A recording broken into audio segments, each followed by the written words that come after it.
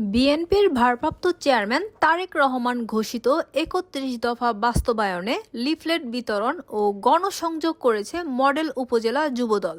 মঙ্গলবার দুপুরে কেরানীগঞ্জ মডেল উপজেলা যুবদলের আহ্বায়ক আসাদুজ্জামান রিপন, সদস্য সচিব রাকিবুল ইসলাম রুবেল ও যুগ্ম আহ্বায়ক অভির নেতৃত্বে মডেল থানার কলাতিয়া ও হযরতপুর ইউনিয়ন সহ বিভিন্ন এলাকায় লিফলেট বিতরণ ও গণসংযোগ করা হয়।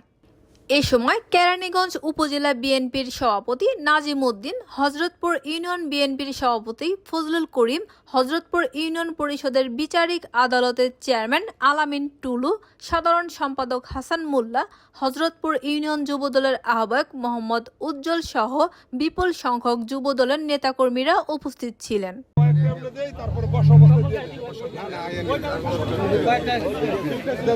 ভাই আদরেন